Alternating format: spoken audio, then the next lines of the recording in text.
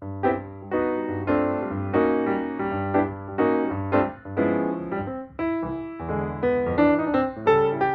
trying. Okay, so I'm going to jump into what we're going to do today. And we're going to talk about the art of intimacy. So we did the art of validation last time. Today is the art of intimacy. And next month is the art of sexual intimacy, which is usually the topic that gets me to be the person, because I'm a sex therapist, to be the one teaching. But today is all the other stuff that is so vital to the healthy intimacy in marriage. So, there's my house. If you haven't gone by my house, that's where I was born. Okay, so what we did last time was we did verbal and emotional intimacy.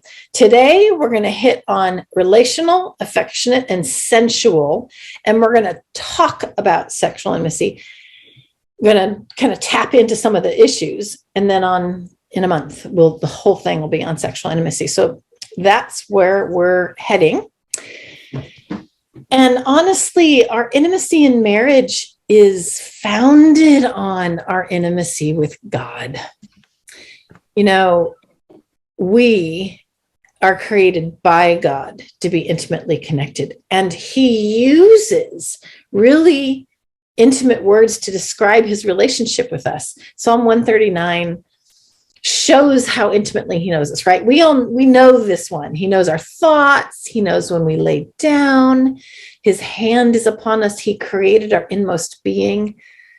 My frame was not hidden from you as you made me in the secret place. Your eyes saw my unformed body. God knows us intimately. You know, when's the last time you really thought about how well He knows you?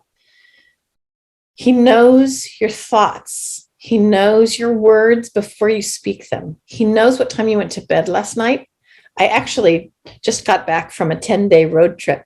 I took a personal retreat last week, driving the California coast with me and God. I try to do a personal retreat once a year. And so that's what I did. I did it driving the California coast this last week. And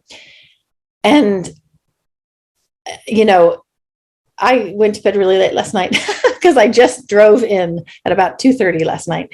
Got a few hours of sleep. God knew that. He knew what time I laid down, and He knew what time my body just woke me up. And I love this part. His hand is on you. I have we're going to tap into a little bit, but when I do a longer class on touch, we're going to tap a little today. I talk a bit about how Jesus is affectionate and how He's just touching all the time throughout His ministry. Well, that's because that's what God's like. His hand is upon us.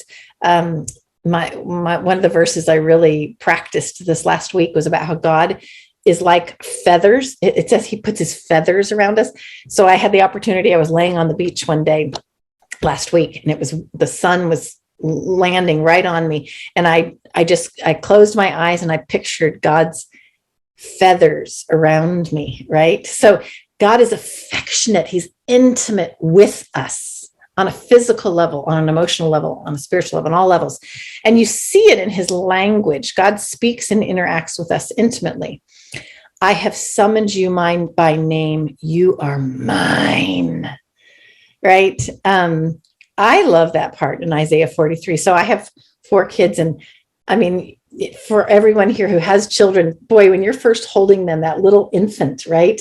And that, that is from, your body, if they're biologically yours, if you were the female that carried them, they were inside of you and now they're laying there in your arm. And each one of my kids, just looking at them, I'm like, oh my gosh, this baby is mine. Now mine are over 6 feet. All 3 of my boys are over 6 feet. And I look at them still and I'm like, wow, those are mine. Like there's something so intimate, right, about that relationship. Well, that's the words that God uses to describe how He feels about you.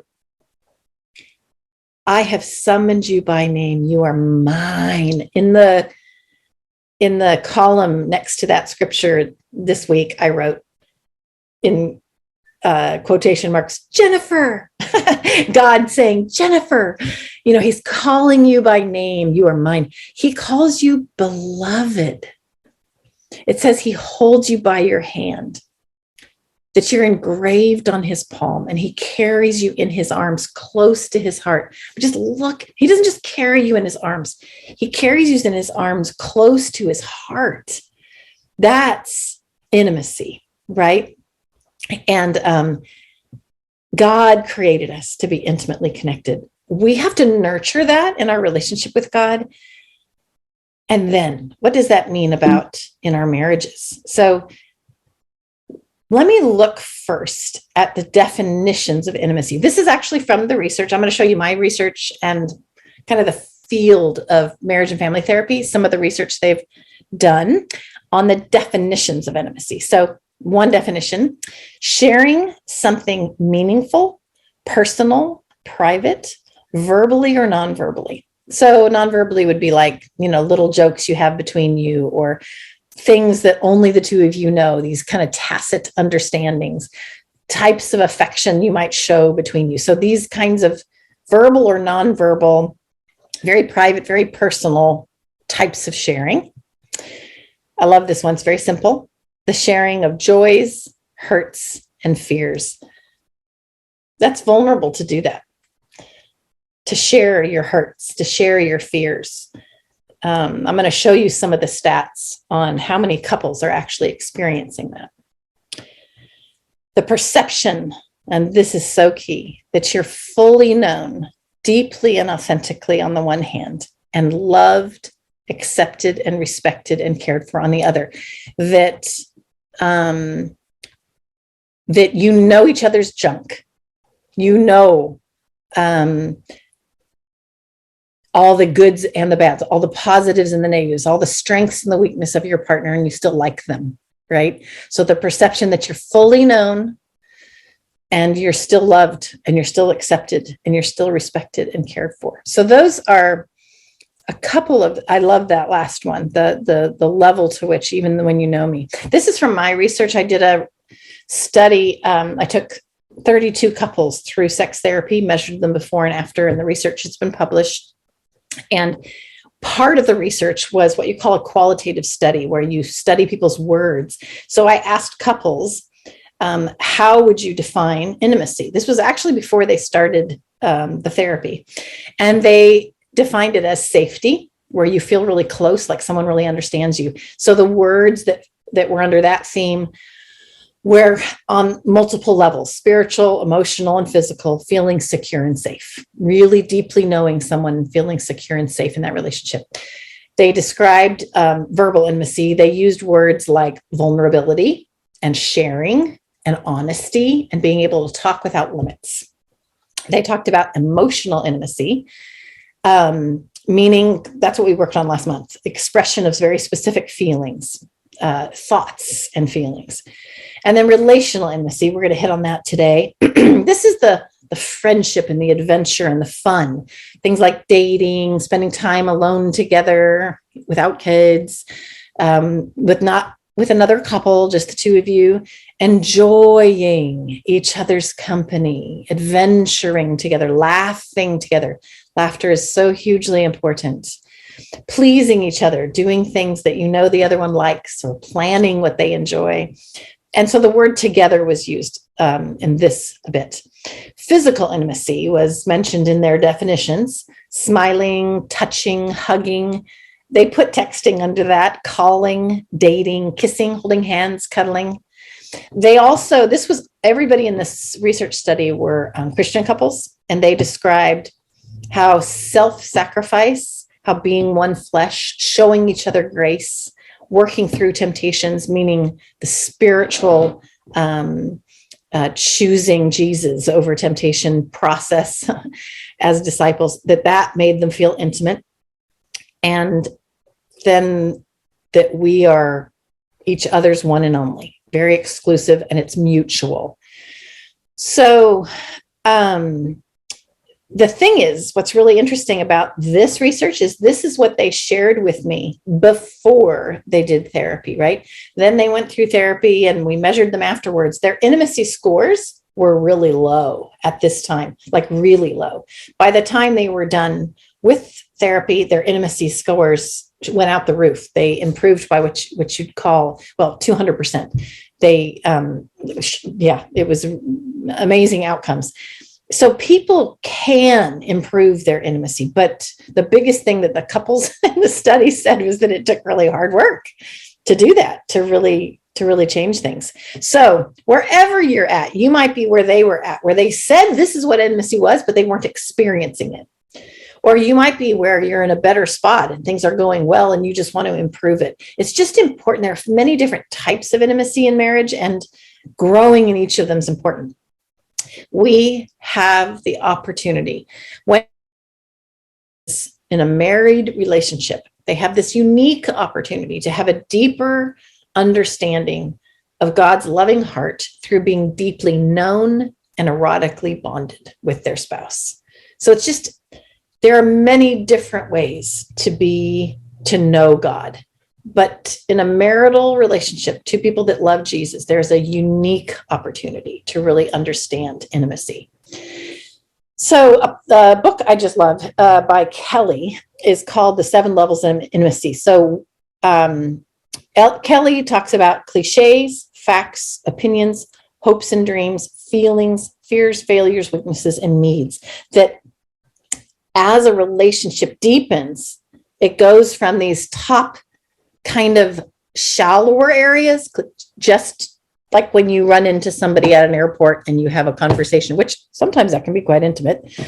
You share some opinions with a colleague, you tell some facts about your job to someone else. So that kind of intimacy can happen in most relationships.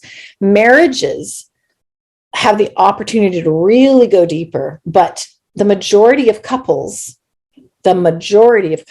only do the top 3: cliches, facts, and opinions. That might be some of you on this, where they don't go to hopes and dreams. They don't share feelings very much. They don't share fears and failures and weaknesses and needs. So 15%, this is an old research study, but actually the recent research out of the last couple of years shows the same percentages. I just like this author. No more than 15% of committed or married couples experience intimacy. Sit with that statistic for a minute. 15%. So those top 3 is what most 85% of couples are doing. Only 15% go to those lower 4 levels. 25%, so that would make it a total of 40, experience that kind of intimacy during kind of these really tough times, like or unique times. Marriages, sickness, accidents, funerals. They feel close during like those big things. So when I survey our own fellowship, when I do a live workshop, I do a survey beforehand, 60% of couples, as far as in the area of sexuality, 60% of couples are mark that it's going really poorly. So we're talking about overall intimacy today. Next month, we're going to talk about sexual intimacy. Families, couples within our fellowship are saying we are needing gravely help in these areas. So that, again, that might be you. Why is it important to focus on these areas? Because, well, I think it's God's intention. That's why. But also because intimacy itself literally helps people with stress and poor health. I love the wording here. Intimacy serves as a buffer against the pathogenic effects of stress, while self-concealment, so that's when you don't bear the self, is associated with poor health. The word, I think I talked about it last month, vulnerability. Vulner means wound. It's the Latin root of the word vulnerability is wound. So when you bear yourself doing, whether it's the ungame or the oink and raise, or just sharing your thoughts, when you bear yourself verbally, you're making yourself woundable. So be aware of that as you guys are doing the exercises between now and next time as well. Hold your partner's vulnerability carefully because it's dangerous. It's risky. to be vulnerable like that. That's actually why people don't do it. They don't go to those deeper levels, because if I share my weaknesses, it might get used against me. If I expose my hopes and dreams, they may scoff them or ignore them. So there's danger to saying risky stuff. You can be exposed. They might abandon you. They might use it against you. A lot of times people don't like to share vulnerably because they're afraid they're going to lose control. Like if I really tell you what I think and feel, I might be overcome with my own emotion, anger. I might, in that anger, be destructive. Or as the partner, you may go, I don't even want to open the door to deep intimacy, because if I do, I'm going to get bombarded by their anger, or I'm going to feel guilty at all that I'm not doing, or I might feel like I have to sacrifice myself. So there are inherent risks to doing the work that we're talking about last month and this month. It's dangerous to bury yourself that way. Okay, this was just a joke in the middle of all this heavy stuff. Steve Martin, you know that look that women get when they want to have sex? Me neither. So this is what we're working on right now. Last month we talked about the face-to-face intimacy. That's validation and reflection and emotional sharing. Today we're going to talk about a few areas, but today we're also going to talk about relationship intimacy. So this is the recreation and fun part. I call it the shoulder to shoulder. How is that going in your marriage? You really want to ask yourself, how is your friendship going? Song of Solomon says, my lover, my friend. Literally in one sentence, my lover, my friend. We are working on intimacy in marriage in this kind of a class, and we're going to work on sexual intimacy. But how's your friendship going? Are you friends? And what kind of friends are you? Are you just partners in a house? Or are you working hard at deepening the intimacy in your friendship? And are you working hard at deepening the fun? I had a wife this last week in session say, she just got really emotional. And she said, we just don't have fun. It's a real area of pain for couples when they're not having fun together. So I would recommend you can just Google this, recreational companionship inventory. It's actually for anybody that's done dynamic marriage dynamics. It's out of the 5 Steps to Romantic Love by Arlie. And in it, but you can actually just get the inventory online. Go do it. If you're stuck in your funness and yet your relationship's positive, but you're just really needing to learn to get back to adventuring together. And adventuring together can mean like playing chess. Actually, it is one of the examples on the inventory where you each mark down anywhere from -3 to +3 how you feel about different categories of doing fun things together. It's like 100 different items.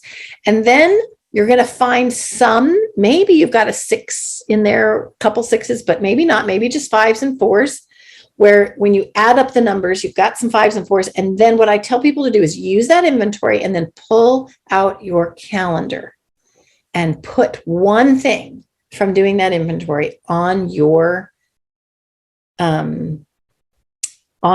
schedule. So this is me ahead of time I'm realizing I don't think I put the homework slide on. So I'm telling you right now, your homework between now and next month is either discuss between you ways to go do more adventuring fun together, or go use the inventory and put one thing on your schedule between now and next month. One thing. It can be go buy a burrito and walk. You can tell I'm in San Diego, walk on the beach. Go walk somewhere beautiful. Go, play crazy eights sitting on your living room floor with sparkling drinks and desserts. Have a picnic inside. Do something creative and different and fun. Go ride bikes. Go play chess. Go find something small to do that's new, that's adventuring together. Go to a museum together. Go shoot hoops together. Go adventure together. Vital. And the other part of shoulder to shoulder is regular dating. You're going to see this on a slide, I think either today or next month, but dates. The depth to which having weekly or at the least bi-weekly time where you go on a date. And what I do for my couples, so while they're seeing me, it's actually homework I give them. They swap who plans the date. There's something just helpful to the soul when each partner plans the date, like thinks, there's the thinking, I thought about you. I remembered that I had one couple, boy, they were really struggling. And one of their best times as they were working with me was when she took him to the batting cages, and they just did the batting cages for a couple of hours, just the two of them, no kids with them. This is a couple with young kids. And, it doesn't matter what the date is. It's just the fact that you thought about your partner. So, and of course, romantic gestures of, honestly, just the thinking is romantic, but in a place that's beautiful, with smells that are beautiful, with good tasting food. So romantic gestures, really important. I call those the small intimacies of life. So in my book on friendship, there's a exercise called the cup exercise. I'm just going to describe it to you now. These small intimacies can also include what you're doing just in your daily life at home. And so homework as well. Boy, I did not put the slide in. I remember it right now. So you got two homework things. One, do the recreational, put something in your schedule. Two, do the cup exercise. So this is how it works. And I will make sure to send this to you so that you can send it out on some slides. Where you each take a coffee cup and you each take two small slips of paper and you write down something you would like your spouse to do for you. Then you don't let them see it. Stick it in the cup. Each of you stick two slips of paper in the cup. And then between now and when we see each other next month, I usually have people do it in a week, but you have a whole month. You can do it every week, meaning put two new slips in every week. So you pull the slip out, you pull your spouse's slip out, and you do it. And these are small things. By the way, these are small things, like 5-10 minutes, where maybe 15, walk around. I would like you to walk around the neighborhood together, to sit out in the backyard and look at the stars at night. Make me toast, make me a cup of coffee, have a prayer time together. So small intimacies. Give me a foot massage. So between now and our next time, do that cup exercise. I had one couple, they were in my research study, and I did follow-ups after the study was over at 3 months, 6 months, and 1 year. So at their 1 year final follow-up, they were sharing with me that they had bought cups with their names on them, and they had been doing the cup exercise every week since therapy had ended. That kind of commitment to nurturing your intimacy is vital. Okay. So pay attention to the friendship and the relational intimacy in your marriage. I love this slide. And don't be bombing it.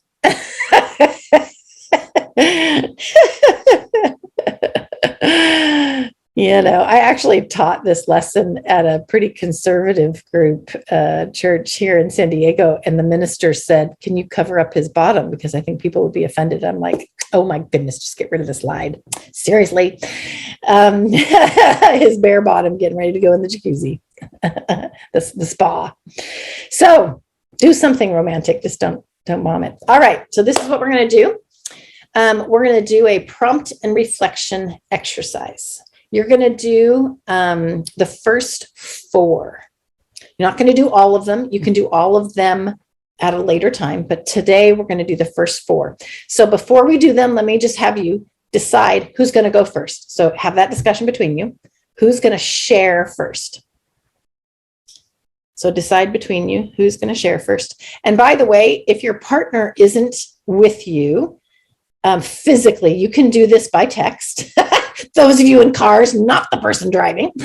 You can also, if you're taking this class on your own without a partner, you can just write these out to give to your partner later. Okay, so you're going to do this now.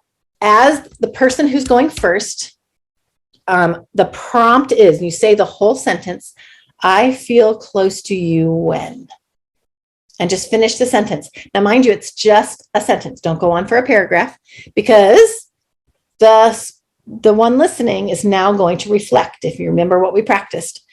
So it would sound something like, I feel close to you when we go on a walk together. That's always been my favorite. I love walking, and it just makes me feel close. So say that, right? I feel close to you when we go on a walk together. Then the partner says, you feel close to me when we go on a walk together. So I really enjoy doing with you. So fill that in, and then the partner reflects. It's hard for me to feel close to you when you, okay, so that's a little sticky right there. Finish the sentence, and the partner reflects. By the way, I'm not describing this correctly. One person says, I feel close to you when, finishes the sentence, the other reflects, and then the other one goes, I feel close to you when, and the other reflects. So you do prompt, reflect of number one. Then you do number two, prompt, reflect, right? Go through number four. All right. So we'll do this in 5 minutes. So you can turn off your screens and we'll check back. On your marks, get set, go. Okay, go ahead and in the chat, tell me how that was doing that. Also, if you want to, you can just unmute yourself and share. How was doing that exercise and expressing it in that way? So go ahead and speak or type, either as the person sharing or the person listening. What was that like? Oh, yeah, right. That third one was hard, slip a little bit of sharing fears and difficult things in there in the midst of talking about what does make you feel close, right? It's important to talk about what damages that closeness, right? What else? How was that for you? You enjoyed it. Okay. You said it brought back some good memories. That last part where it's number 5, I'd suggest you definitely do that one, because it says something you've done that has made me feel cherished, right? That's a really important one. Maybe you went that far and did it, but we know that it helps our hearts when we actually review and remember those kinds of beautiful moments. So I encourage you to do that. Right. It felt kind of confusing as far as the reflection. This does come up. I had a couple this last week where I sent them to go do the cards, and they ended up in an argument about it because she would state something and then he would not say it back as kind of verbatim, as mirroring it. And she'd be like, you're supposed to mirror it. And he was like, no, it feels like I'm just being a parrot. So do this when you're doing the reflection. For now, just practice saying back literally what your partner said. Often what happens is we put interpretation into it. Try it. Try doing it without that, only saying what you hear. You really do have to listen. Now, the reality is sometimes people just forget what they just heard. So it can be just forgetfulness that causes us to use different words, but try your best. Okay, yeah, you enjoyed hearing them. Yeah. Yeah, okay. You've talked about that third one. It's a really popular one We've talked about it a few times. Is somebody going to share? All right. It was hard and encouraging both. Yeah. Good question. If it in the reflection, it means yourself. You're talking about you. So, for instance, in this one where it says, I feel close to you when I really enjoy, you're talking about yourself. Yep. Good question. Now, this prompt and reflection is in the friendship chapter of the book, if you want to go back and do the full thing. Oh, right. For the reflection, you would say, so you feel close to me when. Mm-hmm. Yep. So good. Yeah, good point. So I feel close to you when you said, use their exact words. Yes, do use their exact words, but you're putting it in the reflective language. So, all right, let's go on from there. Again, these are pretty staple to the work that I do with couples, and I would recommend that all the prompt and reflection exercises in the book, that you want to do them on some kind of regular basis as you're really working on improving your relationship. Okay. The reality is working on intimacy can be painful, especially if there's been pain, especially in the area of sexuality, in your own upbringing or in your guys' relationship. I love this quote. This is from Sex and the Supremacy of Christ by Piper and Taylor. And it is a compilation of 4 different scriptures. To those for whom sexual experiences has resulted in unholy pain, Christ says, I understand well your experience. I hear the cry of the needy, afflicted, and broken. Come to me. I am your refuge. I am safe. I will remake what is broken. I will give you reason to trust and then to love. I will remake your joy. For many couples who come to workshops that I do, they've got things that have either happened to them that were quite painful, whether it's sexual abuse or just physical abuse growing up or emotional abuse growing up, or that have happened in their marriage, betrayals of different kinds, chronic conflict, chronic disconnect, that they've had really painful stuff that has happened between them as a couple. So either your background has brought up all kinds of, sexuality is a source of pain, or between the two of you, especially if there's been a sexual betrayal. To those for whom that sexual experience resulted in unholy pain. This is God's promise. We're going to be talking about ways to become closer, to repair, but it's really important to recognize that if there's been pain between you, God can bring about changes. He hears, or if there's pain in your own background, maybe sexual choices you made, your own sexual background before you were married as a couple. He says, I hear your cry. Come, I'm a refuge. I'm safe. I love this line. I can remake what is broken. And you may need to rebuild trust in your marriage for various reasons. Isaiah 61 says, He has sent me to bind up the brokenhearted, to proclaim freedom for the captives and release from darkness for the prisoners. Instead of your shame, you'll receive a double portion. And instead of your disgrace, you will rejoice in your inheritance. There might be things you experienced, again, sexual abuse or ways that you were treated by previous partners or things that have happened in your marriage that have created a lot of pain around intimacy and around sexuality. And God, or you may have engaged in things that you feel shame about. God promises that if we follow him, he can bind the brokenhearted. And if you've been captive to, say, sexual addiction, he can bring about freedom for captives, right? And darkness, freedom from darkness for prisoners. So I'm going to tap onto what some of the big, huge, painful things are that impact what we're going to do next month, right?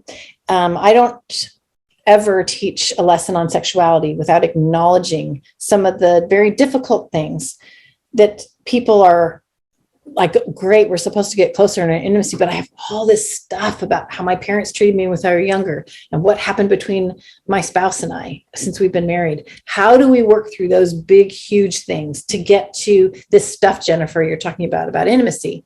So there might be different sexual sins in your marriage. Masturbation, pornography use. Pornography use impacts the person individually. It impacts their view of themselves, their view of sexuality. It impacts how they become aroused and their arousal patterns. It has an impact on their relationship with God. And then the betrayal of it has a huge relational impact. If there's been affairs, I just got to sit with a group of women who are in a support group together, and they have asked me to do some training. And what do you do after discovery or disclosure has happened? There's usually huge crises that come up, and the process of healing the wounds of those things can be very challenging. It's what I call an attachment injury. So the safety of the attachment relationship has been damaged because of something that's happened in the marriage. And it's a trauma. I had one couple I worked with. They became Christians. I just asked them. They saw me, and I finished therapy they finished therapy with me, almost 8 years ago. And I just sent them a note saying, are you okay I need to know, because I'm sharing your story very explicitly. And they're like, yes, go ahead. Because they had a lot of trauma in their background. They became disciples 5 years before they saw me. They had been married 30 some years at that point. He had an affair early in the marriage. He used pornography for 25 years until he became a disciple. And so by the time they came to see me, they had not been able to get back to having a good, intimate relationship. There was just so much betrayal and abandonment and rejection. And I call them touchstone incidents. Their first one happened on the honeymoon. That part I won't share in specific, but he did some things on the honeymoon that were very painful and betraying to her. That's how things started for them, right? I often, when I'm doing assessment for couples, I ask about the honeymoon, because often there's injuries that happened even that early, or maybe, within the first couple of years of marriage, or maybe last week. And they're touchstone incidents, meaning, well, what happens is people, they want to follow Jesus and forgive and go on, but the pain of it comes back, because that's how trauma works. Trauma, if you need to read anything that will help you on this, read The Body Keeps the Score. PTSD, war trauma, that definition of PTSD, we understand it. Somebody's at war, they come back, and a car door slams and they're back on the battlefield. So that's PTSD. We see it in movies, we understand it. That kind of trauma is what happens actually when there's been a sexual betrayal or other kinds of betrayals. But I'll stick to that. And like this couple, she described how she found the note that he wrote to the woman who he had the affair with about how he loved her kisses. And she said, I can still remember picking up that piece of paper, because she didn't actually know this was going on. And she found this piece of paper. And that was seared into her mind, because that's how trauma works. It stays in your mind. So I was working with a couple in Singapore, and he had been free from using pornography for about 2 years, and it was still causing all kinds of challenges for them. And I said, it'll come up.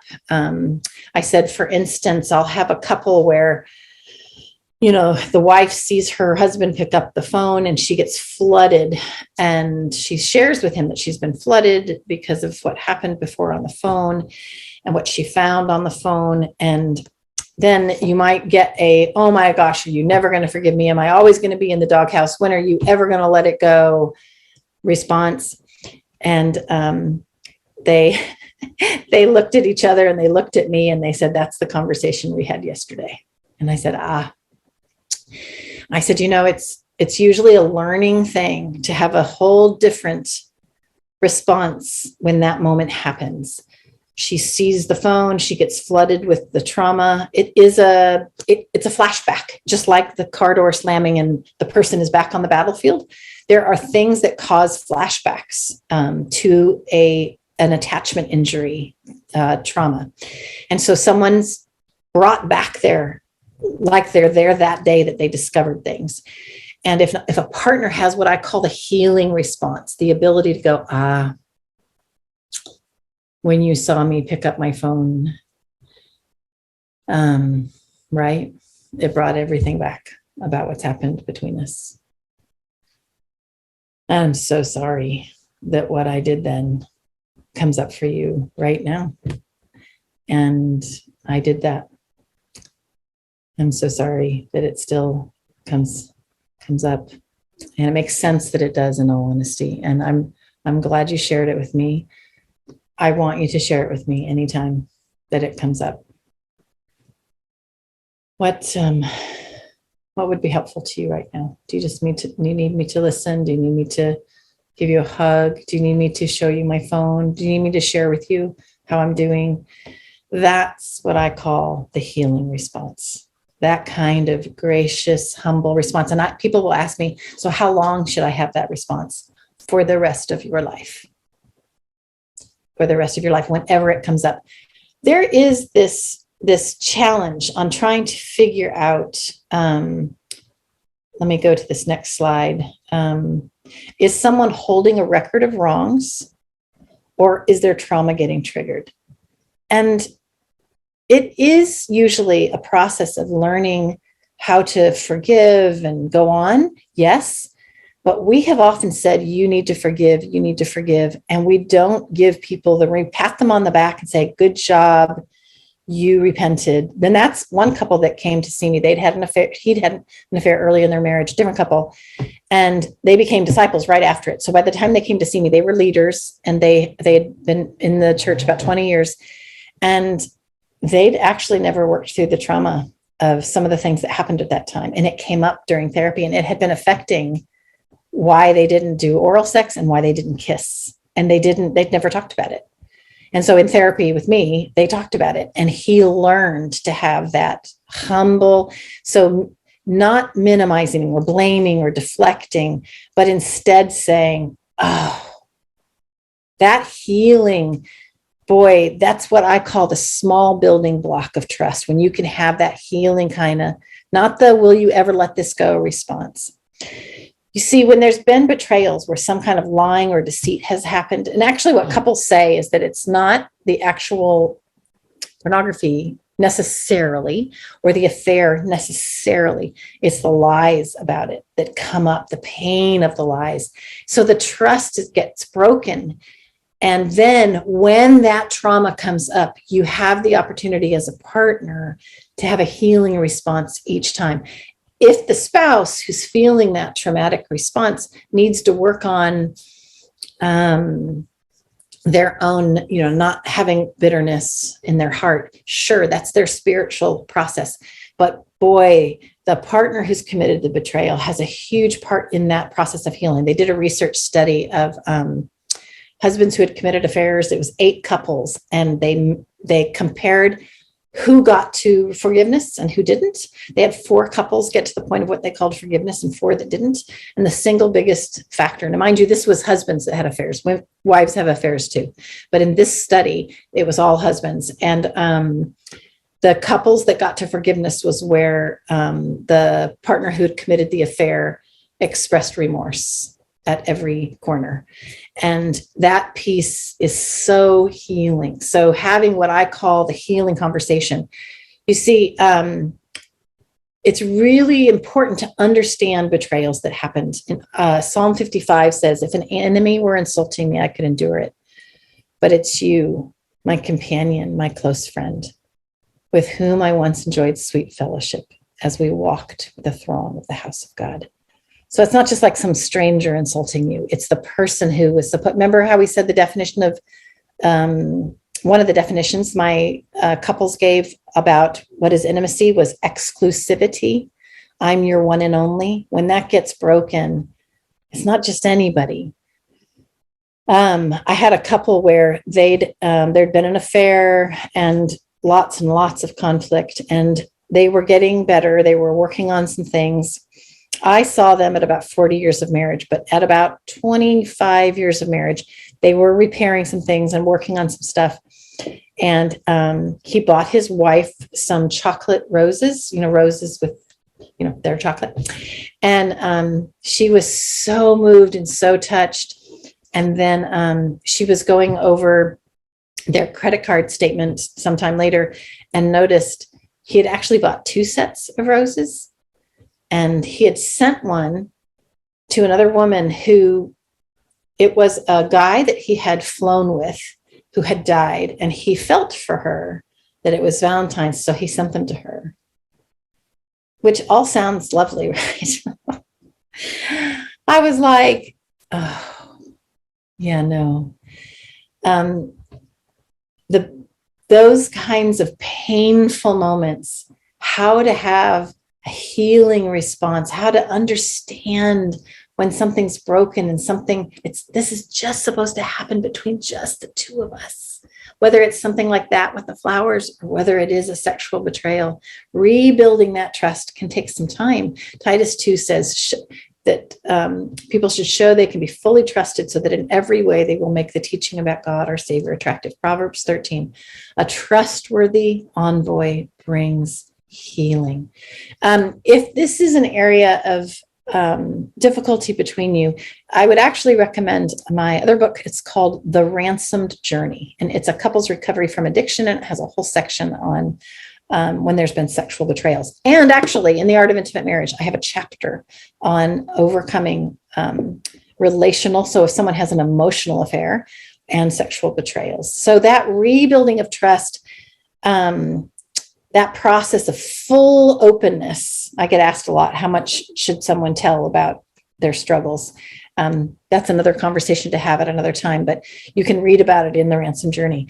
Basically, taking the time to rebuild trust is vital. And it means doing those small building blocks, being fully open, having a healing response when the trauma is triggered. So what you'll hear in what I did in the reflection, you say, so when I picked up the phone, it looks a lot like the oink and the race that we did last time.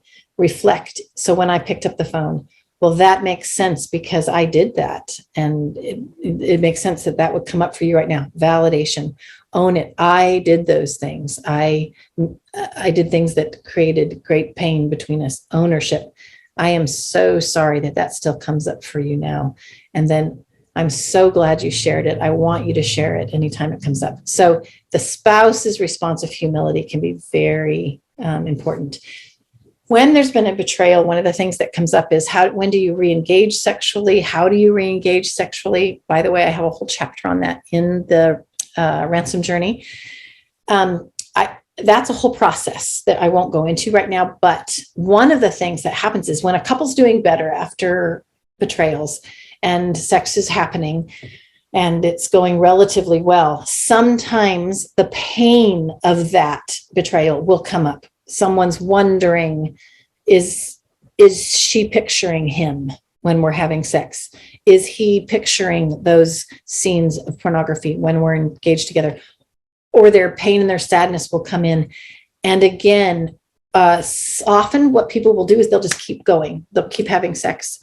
And I actually recommend slow it down, take some breaths, and have that healing conversation even right there. So I wanted to say this before we get into the other areas of sexuality next month, and even in the rest of today's, that if you have these kinds of damages that have happened in your marriage, take the time to do the repair work before expecting that, boom, we're going to be intimate. Whether it's, well, actually, you can work on the friendship now. You can work on touch and affection now, which I'm going to go over in a minute. But working on the betrayal, again, these couples that I work with where they did it and they got patted on the back, good job, you forgave, haven't always done the painful work of the background. So take your time to go do that. There can be some other challenges, like there might be non-sexual sins cluttering the bedroom. There might be criticalness by one of the spouses. There might be selfishness. There might be patterns between you that are wrong and sinful, the way you talk to one another. There might be, I get people will bring this up, that they will fantasize in their head about being with someone else while they're with their partner to get aroused. I had a couple that was seeing me, the wife, it was same-sex attracted, and she would picture sex with someone of the same sex to get aroused by her husband. I had a woman who, no, she's seeing me right now, and she was molested when she was young, and she didn't even want to tell anybody. She told me that she would get aroused by remembering what happened to her, because that is actually sometimes what happens. Or some books people are reading or movies they're watching. So there'll be all kinds of different fantasy processes people will use, or they'll picture pornography they've watched, and it doesn't get talked about a lot of the times, and it needs to be, hence people come and see me. But really talking through what's going on in the mind with someone you trust, so that you can be fully present when you are with your partner. The reality is Satan makes sexual immorality look really good. Many of you on this class are older, and you may know the Pretty Woman movie. I mean, she was a prostitute, and they made that movie so romantic. On the Titanic, their sex scene is in a carriage that's on the boat, and there's this scene where all you see is one of their hands up, classic scene, the hand up against the window as the window gets steamy, and it makes it just look, Satan makes it look good. He makes it look good. So we'll use those scenarios to get aroused or in our heads, and then they cause us to not be happy with what we have. We need to be aware that there's a lot of stuff that affects these are the challenges that affect our sexual relationship. And having emotional relationships within the workplace or with neighbors or with, I had one woman, she reconnected with a high school guy on Facebook. So emotional relationships in the workplace. So if those kinds of sins that are non-sexual are also happening in your marriage, the only healing for that is through full openness. I often, I do a workshop, people are coming for the first time and saying, hey, these are things that I'm dealing with and I haven't told anybody. When they come and see me and I do an individual appointment with them, they're telling me things they haven't told anybody. You may have things like that going on, and it's a challenge. It's causing problems, and your partner might not even know about it. So making sure to talk about those things. And then if there are non-sexual sins, selfishness, disrespect, anger that are cluttering the bedroom, that's vital to deal with in order to really improve in your overall intimacy. And the other thing that really impacts the stuff we're going to be talking about from here, which is all things physical, we're going to talk about touch and sensual touch today. There can be embarrassment, like it's not sin, it's not trauma, you're just embarrassed. Or your spouse is a clod, they're in sin. Or you've got some physical challenges that are affecting things, like you're just exhausted. Work is hard. You've got young kids. You don't ever have a moment to yourself. You're exhausted. You're stressed because of work. You might be older. You might be on different medications. You might have illness. I had one couple who was doing the research study with me, and she had lupus.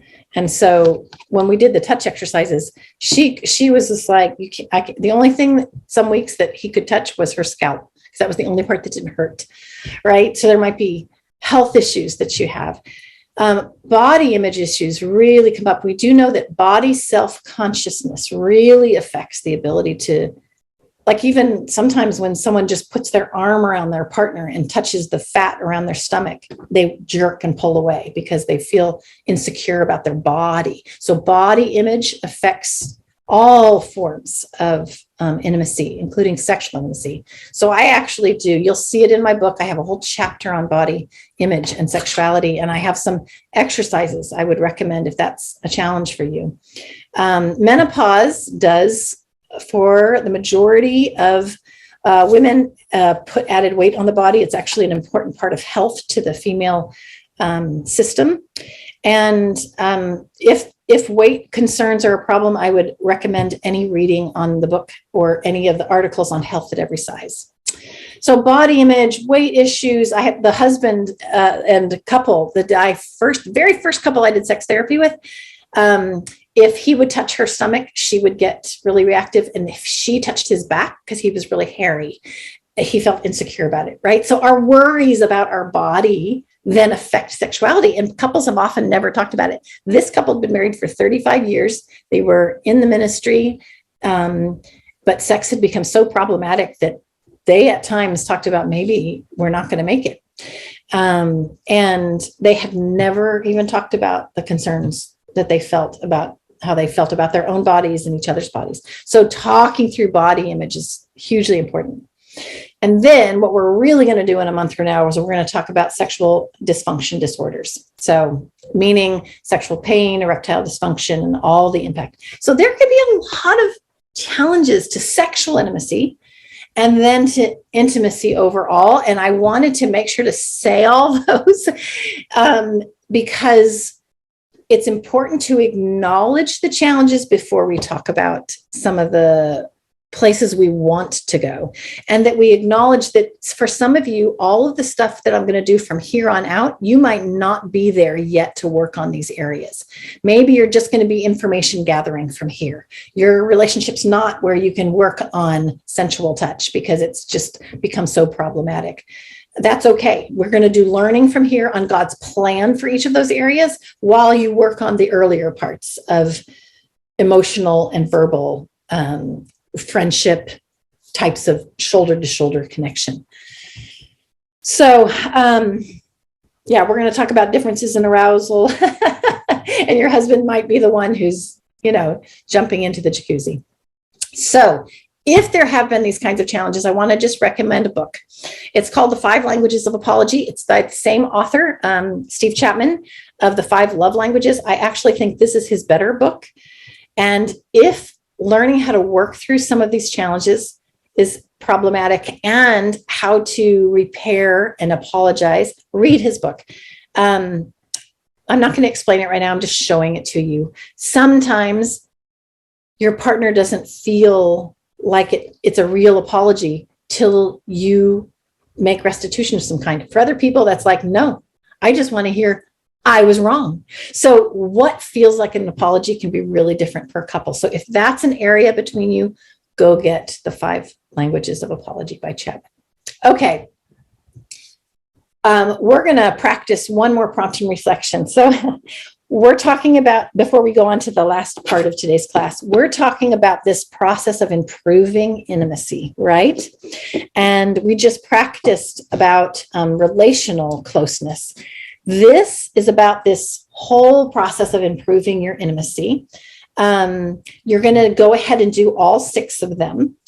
And again, this is not about your work. One thing I worry about is my job and losing it. No, this is about your relationship and growing in your intimacy. All right. One thing I worry about is, one thing I fear is, something I feel insecure about is, I feel guilty about. We're only going to go for 5 minutes. So get as far as you can and use the rest next time. So I'm going to go ahead and leave that up. And before we go, decide who's going to go first.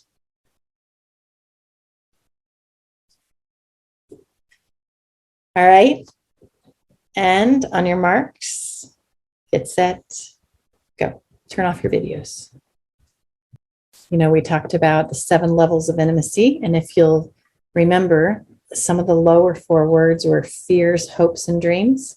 So that was actually, you just practiced it in doing those prompts and reflections. Yeah, that was a little bit harder. Yeah.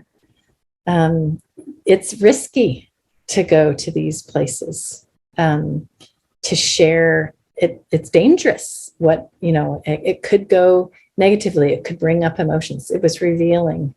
Yeah. Yep. When I first have couples do this, which, that wasn't very nice of me. I totally forgot to just check something with you. when I have couples face each other and they take each other's hands and they do this prompt and reflection exercise, often there's tension in the body, tears might happen. Couples will say to me, boy, we haven't talked like this in years. I talk about if there's anxiety in your body, take a breath. I should have done that all with you. So do it with me right now. Take a breath in your nose and out your mouth. This is not easy stuff to have these conversations, you know. Sometimes it feels really connecting, and sometimes it feels kind of scary and painful, or a mixture of the two. Hence, doing it in the therapist's office can sometimes help, because then you have a third party there. But it is important, as you begin to do exercises like these, go ahead and go slow, take breaths. Sometimes people haven't talked this intimately in a long time. For others, it feels refreshing and new, and oh my goodness, I love this. Could we do it some more? Cool. We're all at different spots. So I'm going to go back to what we were doing.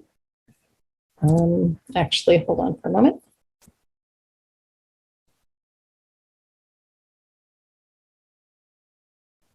All right. Sharing. So, intimacy is risky, like what you just did. And sexual intimacy is really risky.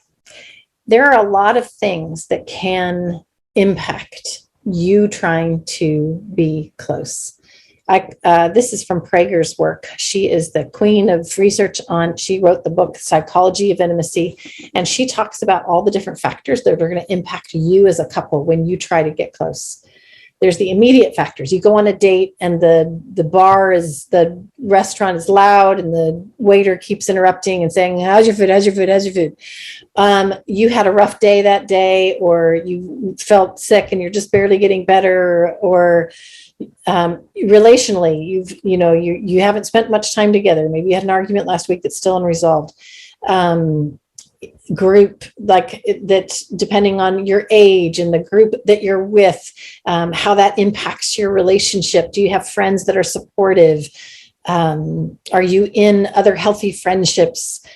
Culturally, what does the larger culture say about what you should be doing as a married couple and how you should be doing? There's a lot that impacts every time you try to get closer.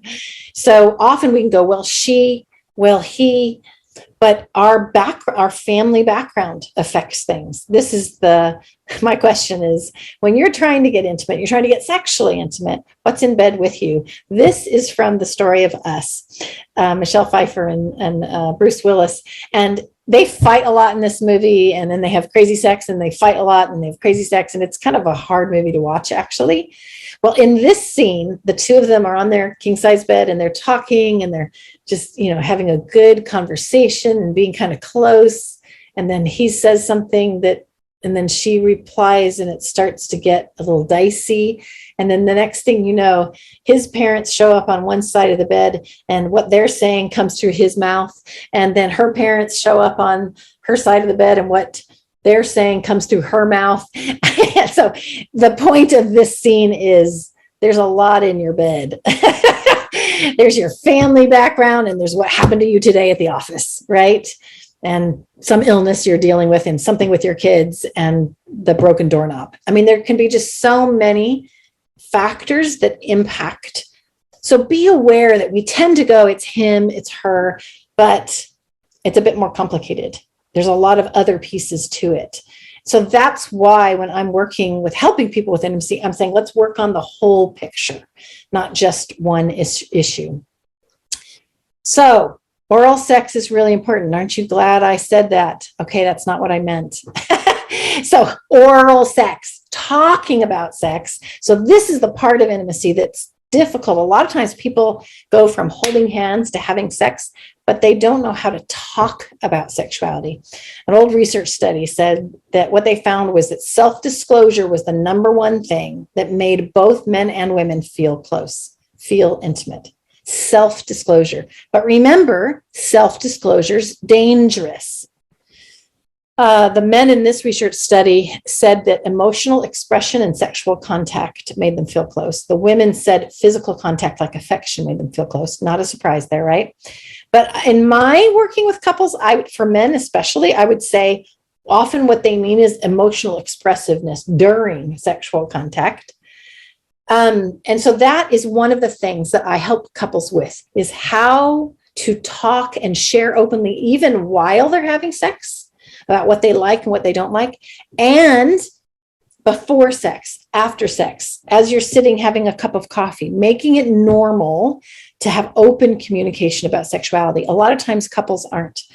Song of Solomon 2 says, let me hear the words of your mouth. We often, that's why we were practicing it just around your overall relationship. We've done 2 prompt and reflection exercises. We practiced reflection last time. I gave you oink and race to practice, right? Verbalizing is hard about any area of intimacy, but it is also hard in talking about sexuality. God does have, if you look in Proverbs 5 in these 2 different places, he has a great plan for how we should be able to express ourselves emotionally and sexually. Song of Solomon, I'm going to show you a bunch of different scriptures where you see their expressiveness about what they like and don't like. So sexual communication, both during and before and after sex, we know that if couples can talk more openly about sex, their sexual relationship is stronger. So that's a huge piece. What I tell people to do if they're reading my book, is read a chapter, talk about it. Read a chapter, talk about it. Read a chapter, talk about it. Read a chapter, talk about it. Talk about it. Don't just read. If it's not the whole chapter, then read just a couple pages and talk about it. Buy those ungame cards. In my decks go to touch and affection and to sensual touch, and then the last 2 decks, 4 and 5, are on sex specifically. The Gottman cards have a sex deck. They're good. They just have stuff in there that as disciples we go, no, I'm not doing that. So I created my own decks. So learning how to verbalize about sexuality is often an important area, because people either didn't talk about it openly in their families. Most people didn't talk about it openly in their families. And then they have stopped or never did figure out how to talk about it openly in their marriage. So a lot of times, especially for women, they're not that comfortable being that expressive about what they're enjoying with sex, either because they're too worried they're going to be loud and everybody's going to hear them. So remember earlier I said embarrassment will stop people from expressing whether it's like this or whether it's just saying, I like it when you do that. So openly talking about sexuality and what you prefer and want and like is difficult for most couples. It is it is even more difficult for women, but it can be for both men and women. Hence, in my own research study, we measured, did sexual dysfunction, problems in the sexual relationship, did it correlate? Meaning, did it happen at this? Did they come together? That if they had trouble talking about sex, did it mean they also would have a higher rate of problems with sexuality, sexual functioning? And the answer was yes. So learning how to talk openly and honestly about what you prefer, what you do and don't like, has a huge impact on how the sexual relationship goes. And it's difficult to do it because it's difficult to communicate about things that are awkward. Sex is awkward. There are sexual mistakes. It's messy. There's blood and urine and the ejaculate, and you might be using a contraceptive that's sticky and a lubricant, and somebody might have, some urine might have been released and someone farted. I mean, sex is messy. And it can be awkward. I had one couple where the wife was avoiding sex because she didn't like the feeling of his semen dripping down her thighs when she would go to the bathroom afterwards. So we often, one of the challenges with helping sex go well is learning how to talk about these awkward things. Sex is awkward, talking about, you saw it in that clip, the sounds that someone might make women will share that they have a difficult time really releasing themselves to orgasm because their body flops everywhere and weird sounds come out of their mouth, right? So that those kinds of things during sexual arousal. So getting comfortable with letting go, getting comfortable talking again about sex, not just during, but also before and also afterwards, is a huge part. And talking about the messy. I have a whole section in my book on turn-offs and turn-ons, things that turn you off and things that turn you on. Often people have never talked about it. And so that communication piece is just vital to the process of sexual satisfaction for the couple. So I've taken some time here today on purpose to talk about some of the problems that affect everything we're going to be talking about next week. So we're going to do a little shift right now, and we're going to talk about some of the areas that really can make the sexual relationship and overall intimacy in marriage be life-giving and fill up that well of water. And one of the big areas that couples often don't talk about is just overall touch and affection. So outside of when they're having sex, how is their affectionate intimacy going? And this would be often couples go from holding hands to having sex, and everything in between disappears. I describe touch in 3 different areas. They call them the erogenous zones. Level 3 is whole touch. So this is like basic affection, greetings, meaning that kiss, hello, and goodbye. Casual touch as you walk by and you run your hands on their back as you pass them, giving massages to the arms and the calves and the hands and the shoulders and the back. So these kinds of affectionate touch, that's level 3. Level 2 is the more sensual areas, which I'm going to hit at the end of today in just a little bit. This is the more sensitive and more private areas: the back of the knees, the inner thighs, the abdomen, the navel, the small of the back, the buttocks, the neck, the palm of the hands, the bottom of the feet, the face, the eyelids, the temples. This is the area that gets skipped, other than what I would call groping, like groping the buttocks and the breasts. Other than that, these kind of intimate touches either only happen when someone's trying to say, hey, do you want to have sex?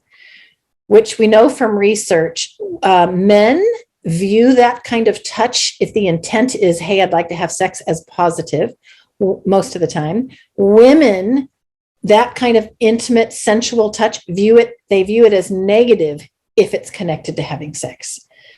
So I actually teach couples to do sensual touch without sex, meaning to do the buttocks, the small of the back, the bottoms of the feet, the eyelids, the temples, the neck, the back of the knees, the inner thighs, and then go to sleep.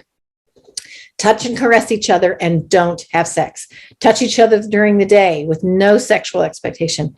Pleasuring your mate's entire body is vital. We're going to talk next month about all of the genital touch, to the labia, the nipples, the vulva, the vagina, and so on. So, but today I'm going to just hit this area because it's important. There can be different challenges people have with touch. If you have a family background where there wasn't much affection, or where you felt like you were forced to touch and couldn't say no, and you didn't feel like you could own your own body. If you experienced any violating touches in any way, that can be problematic. I had a woman who was doing sex therapy, she and her husband with me, and she said, nope, I've never had any molestation. Nope, no sexual abuse. But she was really reactive during therapy. And it came out that one time her father had placed his hands down her pants underneath her underwear to her butt. And she remembered it. And it was really problematic for her developing sexuality. And it can be something that subtle to full sexual abuse violating touches. So then for some people, either they're longing for touch, or they maybe even as a baby were like, don't touch me, and they don't like touch. Those challenges with touch can then come up in the marital relationship. Learning how to talk openly and honestly about touch and affection is huge, because we know that warm, intimate gestures that are not focused on the breasts, the buttocks, and the genitals, meaning all of those level 3 type of touch. Those warm, intimate touches that happen all throughout a couple's relationship have a huge impact. So how is your touch going? There are several exercises in the chapter on touch in the Art of Intimate Marriage that I would recommend you go and do if this area is problematic between you. In all honesty, even if it's not, most people have just never talked about it.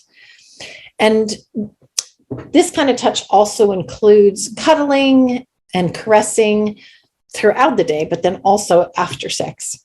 I call this need for touch skin hunger. Often couples, individuals feel hungry for this kind of physical intimacy, and they haven't talked about it together. So you're going to do that. We're just doing all kinds of exercises today. This next exercise, same exercise, is on your touch and affection. I want to give you a little bit more input though. If you start to feel anxious about this exercise, because this is where we start talking about the physical part of your relationship, take those low breaths. So everybody practice it with me. Breathe in your nose and out your mouth. It would be normal to feel some tension around this because this is where it gets into more dangerous territory.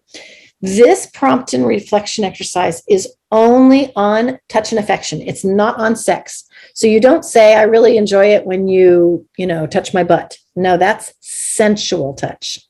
This prompt and reflection exercise is on level 3. I'm pointing to my screen like you can see it. It's on level 3. So this is affection.